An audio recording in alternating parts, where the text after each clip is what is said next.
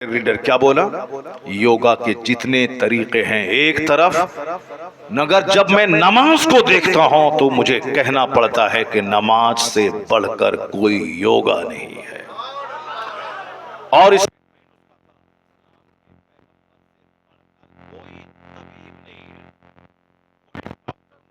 सबसे महान डॉक्टर पैगंबर आज़म कहते हैं नमाज बंदा खड़ा रहता है, फिर झुकता है, फिर खड़ा होता है, फिर सजदे के लिए जाता है, बैठ जाता है, फिर जाता है, फिर बंदा खड़ा होता है। खड़ा जब होता है तो ध्यान सजदे की जगह पे केंद्रित करता है। जब झुकता है रुकू में तो ध्यान आंखें पांव पर केंद्रित रहती है। जब बैठता है तो गोद में ध्यान केंद्रित रहता है। कहते हैं सजदे में आंख नाक पर ध्यान केंद्रित लोग करते हैं। वो कहते हैं सलाम के टाइम में कांधे पर। ये कंसंट्रेशन, ये ध्यान केंद्रित करना, सारी दुनिया से कट जाना, अपने मालिक की तरफ ध्यान लगाना, वो कहते हैं कि जो नमाज का स्टाइल है, खड़ा होने के बाद सीधे कोई चले जाए सजदे में तो कोई फिजिकल डिस्टरबेंस हो सकता है, जिस्मानी खराबी कोई हो सकती है, लेकिन सीधे खड़े होने के बाद सजदे में नहीं जाना है। स्टैंडिंग के बाद आधा सजदा रुकू में जाना है, फिर खड़ा होना है, तब उसके बाद सजदे में जाना है। वो कहते हैं ये स्टाइल ऑफ प्रेयर, ये नमाज का जो ढंग है इतना साइंटिफिक, इतना लाजवाब है सेहतमंद रहने के एतबार से। वो कहते हैं ना नमाज का जवाब है ना नमाज देने वाले मोहम्मद अरबी का जवाब है। ये छोटा मोटा पढ़ा लिखा बंदर क्या जाने, ये रामगिरी जैसा आदमी जो महाराष्ट्र का जो हमारे पैगंबर के खिलाफ बोला, ये जाहिल क्या जाने। ये जाहिल डॉक्टर मुरली मनोहर जोशी के पांव की धूल के बराबर नहीं है। मगर इन्होंने क्या जबरदस्त इन्होंने स्टेटमेंट दिया है।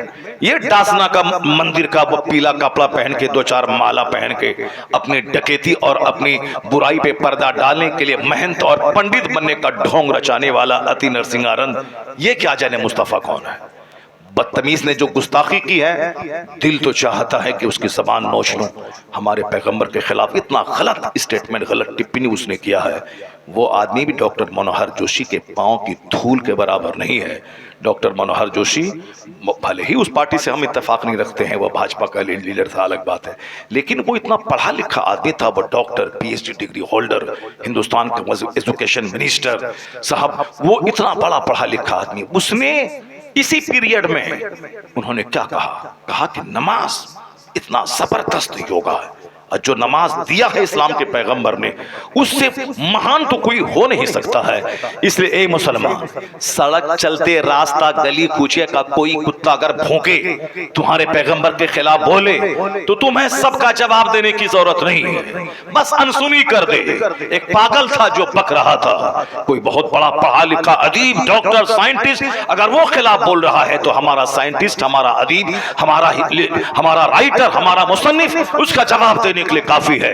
हर चलते फिरते आदमी का जवाब देने के लिए प्रोटेस्ट करना जरूरी नहीं है। ये तो घंटी बजा के दो चार पैसा कमाने वाला, इसकी कोई औकात नहीं मेरे पैगंबर के खिलाफ बोले। बस समझने को कोई गली कूचे का कोई मजनू है जो इस तरह का बयान दे रहा है। अलबत्ता याद रही बात, हम इसकी बात देखें कि हिंदुस्तान नहीं बल्कि यूरोप के, अमेरिका के पढ़े लिखे लोगों की बात में सुनो।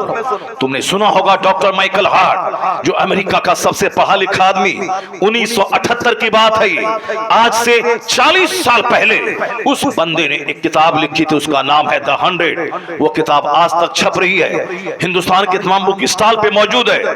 उस किताब में उन्होंने ठाना था कि मैं दुनिया की सबसे बड़ी महानतम 100 आदमी, 100 एमिनेंट पर्सनालिटीज पर मैं स्टडी करूंगा उनकी जिंदगी का, फिर उनका मैं सिलेक्शन करूंगा कि जो इस धरती का ये 100 क्रीम लोग जिन्होंने दुनिया को अपने से कुछ दिया, समाज में परिवर्तन लाया, दुनिया के बड़े लोगों की सूची में, कामयाब तरीन लोगों की फहरिस्त में उनका नाम है। वो 100 लोग कौन है, मैं उनको छांटूंगा और 100 में रैंकिंग करूंगा कि अव्वल पे कौन, 2 में कौन, 100 में कौन। मैं उसकी क्वालिटी की बुनियाद पर रैंकिंग करूंगा। मोहब्बत का दखल ना होगा, अकीदत का दखल ना होगा, मजहब का दखल ना होगा।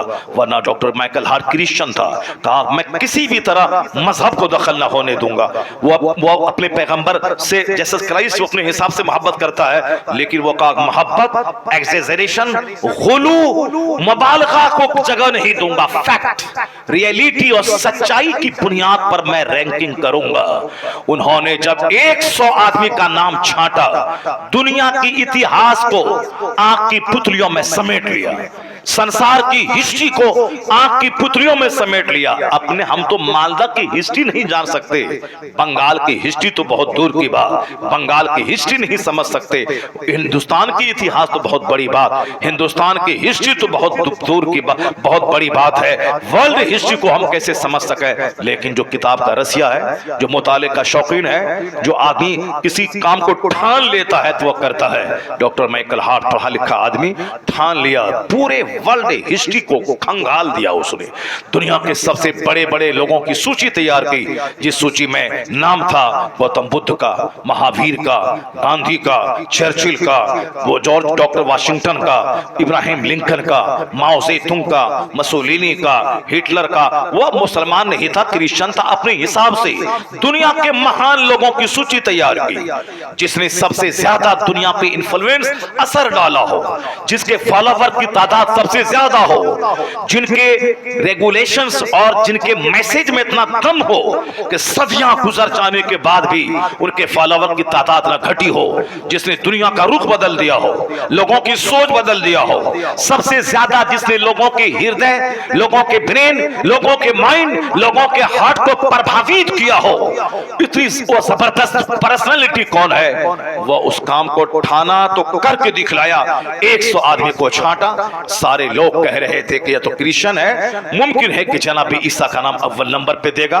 कोई कहता था कि ये साहब न्यूटन है, ये साइंटिस्ट है, न्यूटन का नाम अव्वल नंबर पे देगा। कोई कहता था ये अमेरिका का रहने वाला है, इब्राहिम लिंकन का नाम पहले नंबर पे देगा। चूंकि डॉक्टर माइकल हार्ट खुद साइंटिस्ट था, खुद बहुत बड़ा एडवोकेट था, बहुत बड़ा पढ़ा लिखा आदमी था, लोग अपने अपने हिसाब से राय का इजहार कर रहे थे कि ऐसा होगा वैसा होगा। लेकिन जब किताब छप के प्रेस से बाहर आई, द 100 नामी किताब, उस किताब का नाम ही है द 100, 100 सब लैंग्वेज, सब इन एवरी लैंग्वेजेस, तमाम जबानों में उसका तर्जमा हो चुका है। आज भी वो किताब बुक स्टॉल पे मिलती है। द 100 नामी किताब जब प्रेस से छप के बाहर आई, दुनिया के सारे लोग दंग रह गए कि कामयाब तरीन लोगों की सूची में पहला नाम न न्यूटन का था, न जीसस क्राइस्ट का था, न इब्राहिम लिंकन का था। पहला नाम मोहम्मद अरबी अलैहिस्सलाम का था, पहला नाम।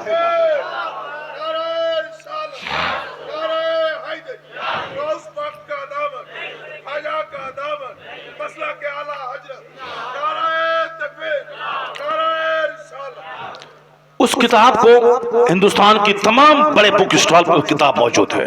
ये नरसिंहानंद उस किताब को खरीद के पढ़े, नहीं खरीद के पढ़ना चाहता तो वो बोले हम उसको किताब भिजवा देते। डॉक्टर गिरी साहब रामगिरी वो किताब पढ़े, वो इन जैसे करोड़ लाखों लोगों को जो पढ़ा सकता है और जिसको इसकी धूम सारी दुनिया में इसकी सलाहियत की है।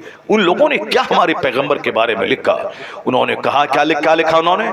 He was the only man in history who was supremely successful on both levels, religious and secular।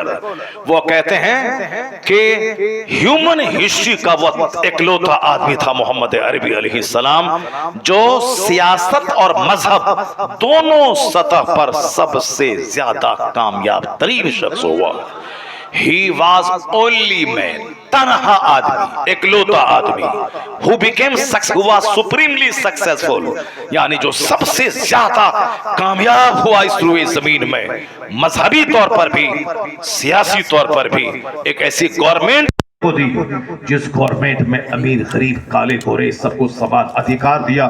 सबों की राय से हुकूमत चलेगी, अपनी हुकूमत नहीं चलाई जाएगी बल्कि बंदों पर, बंदों के खालिक की हुकूमत चले, के कानून की हुकूमत चलेगी, जिसको आमतौर पर अपनी जबान में लोग अपने हिसाब से डेमोक्रेसी कहते हैं। वह कहते हैं जमहूरियत, प्रजातंत्र, जहां काले गोरे का फर्क मिट जाए, सारे अमीर गरीब सब बराबर हों, सबको समान अधिकार मिले।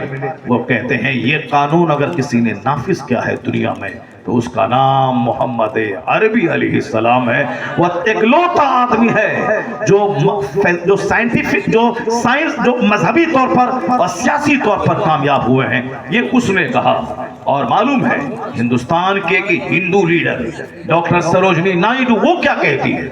वो कहती हैं, I have been struck over again and again to see this indivisible unity of Islam. When the azan is sounded, the worshippers are gathered.